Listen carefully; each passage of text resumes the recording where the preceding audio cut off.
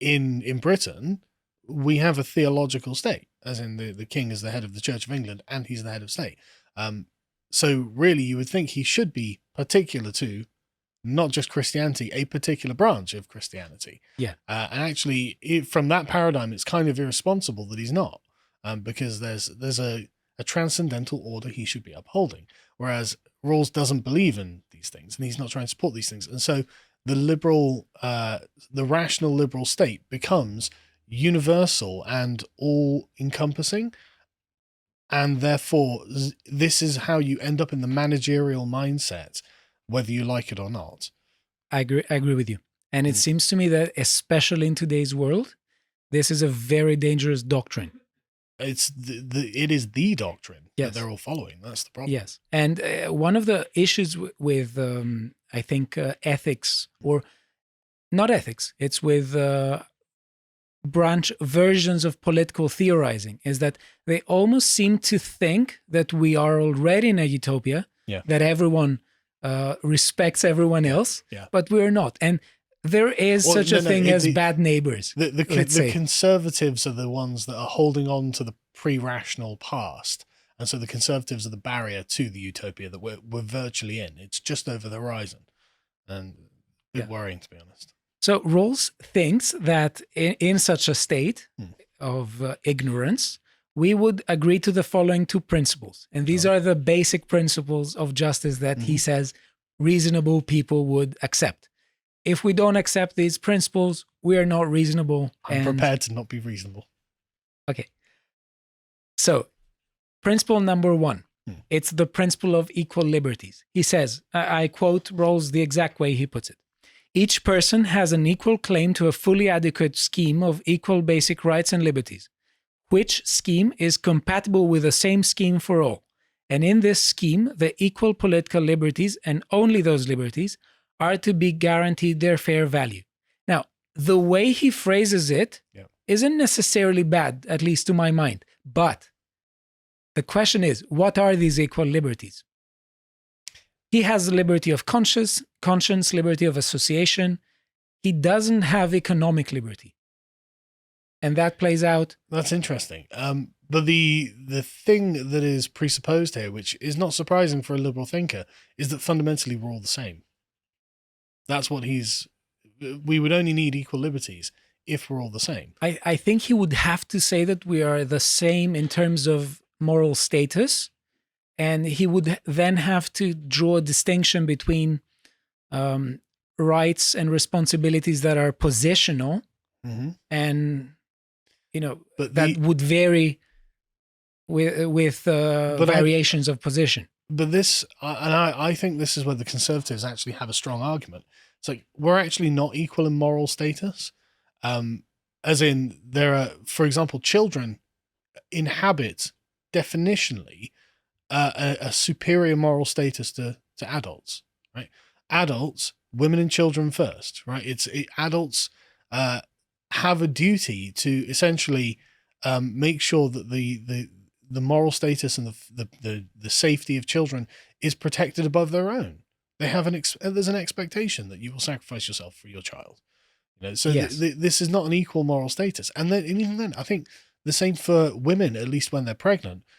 Because of the child. And in other ways, women are given a much higher moral status in society than men are.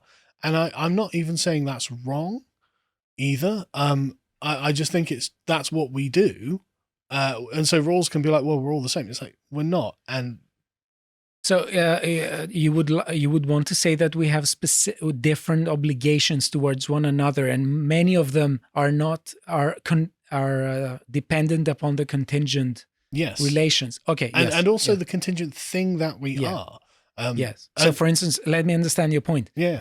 Instead of talking about people in the abstract, we should see, for instance, people, in the family. Yeah. And we could say that fathers have obligations towards their spouses and their children. And the children have obligations to their fathers. And they differ. Yes. Okay. Absolutely. They completely differ. And it's because I think that's the problem. Rawls is talking about people in the abstract, but people are never in the abstract. People are always in the contingent, depending on whereabouts they are, who they're doing. And they're always situated in a web of relationships. And so to say they've got equal moral value, well, no, not really. Like a father who walks out on his family because he, for whatever reason, is not the moral equal as the father who does not walk out on his family. Yes. Their behavior informs their moral worth. And yeah, you said the exact, you expressed it perfectly, because I think that what you are getting at is the notion of desert. I am. That the person who fulfills their obligations is more moral than the person who does not. Yes, but I do think that even before the behavior of the person is taken into account, there are certain levels of moral worthiness and valuation that exist in people that change over the course of their life before they've even taken action. Like I said, babies are considered to be the highest, the people with the highest moral value in society. Yeah. And I agree with that. I think they are. And so, Rawls, we're not all the same. We're actually physically different and morally different. But that doesn't mean superior or inferior. That just means not the same. But his position requires us to all be the same. That's interesting, because again, we have this idea of the abstract. He would say, but I agree with what you say, but he would phrase it like this, that we are all entitled into a kind of respect. Yeah. And the way respect is shown to each person is different. Yes. But on the other hand, yes, if we go down into the specific cases, we see that, maybe we shouldn't treat everyone the same. What about those who have killed others and those who are directly responsible for, let's say, violent behavior? Yeah, or those who are particularly charitable. Yeah. Those who are particularly kind. Yeah. To someone who just sits around playing video games all day.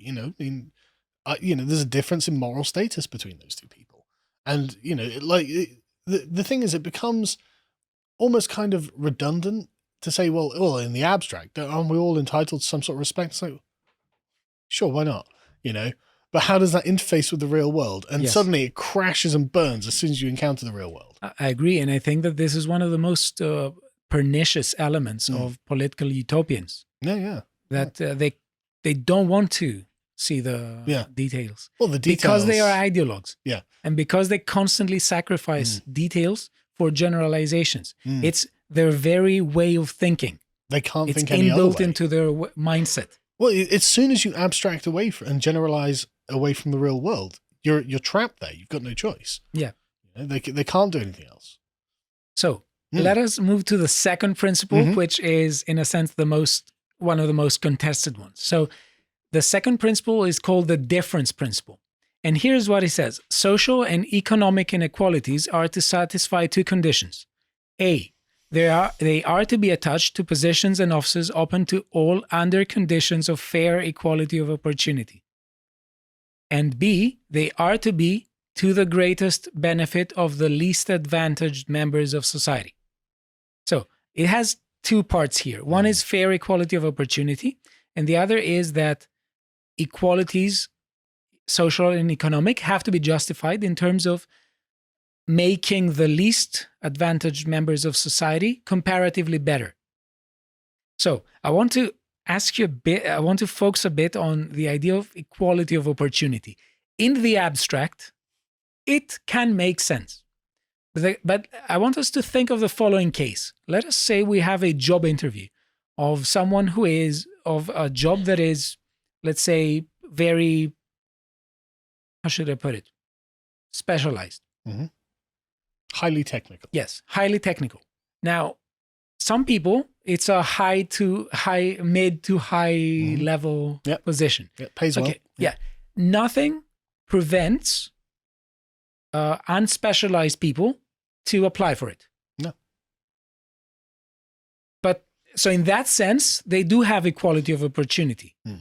But should they have equality of opportunity with those who are highly specialized and have given possibly their whole life into developing the skills that are needed for this job? Yeah, what they're essentially asking for is it to be a coin flip between the educated person and the uneducated person. Yeah. It's like, what a 50-50 chance? It could be either one of you. That would be equal opportunity. Or even if they did not, they still, the way to say that we want absolute equality of opportunity in this is again to completely neglect the people and their differences, and their history.